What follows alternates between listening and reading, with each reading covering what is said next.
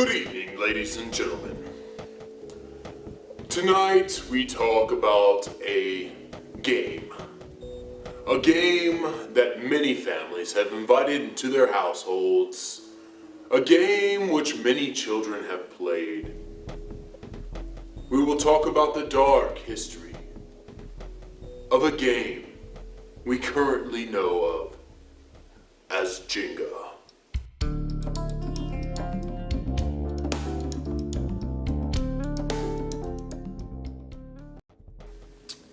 The game, now referred to as Jenga, started in the Mayan culture.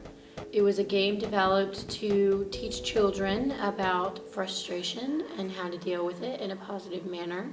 After the tower is assembled, the players take turns removing pieces as gently as they can without knocking over the tower.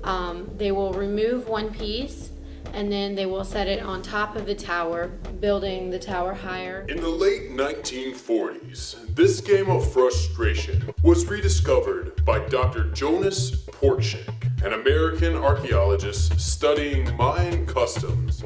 On his trip back, Dr. Portschek brought a handmade set back home to Porcupine, South Dakota. Well, after Dr. Portschek brought the game to the States, its popularity spread like wildfire.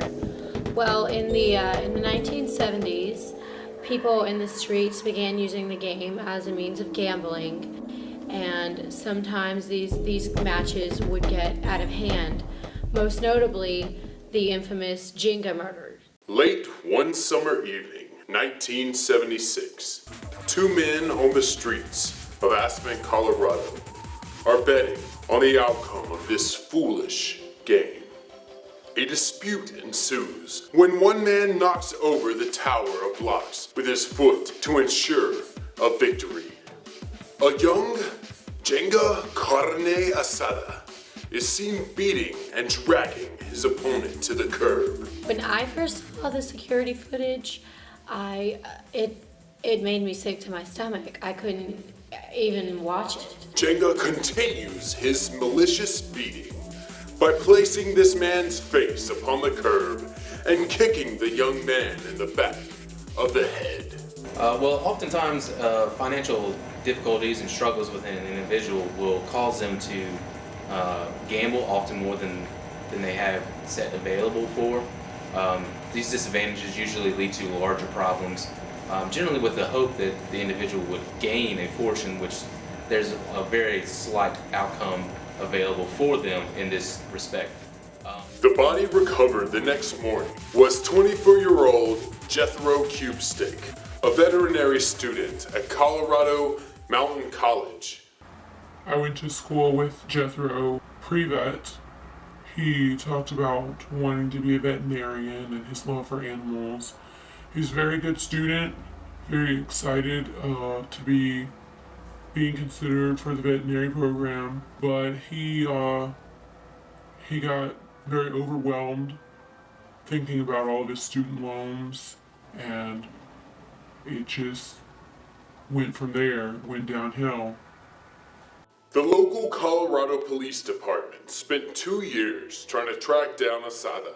The case then went cold. When I heard that the case had gotten dropped after a lot of investigation, long time, I was upset.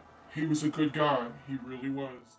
Many people were angry that the case was dropped after only 2 years, but what people don't understand is that it takes a lot of tax dollars to keep an open investigation, and since there had been no leads since 1977, it was hard for the state of Colorado to justify spending money on a case that didn't look like it was going to be solved. Nearly 10 years later, the game had acquired the name Jenga after the murderer never captured. Some parents these days still refuse to let their children play games such as this. The game has stood strong through the test of time, but some players crumble under the pressure.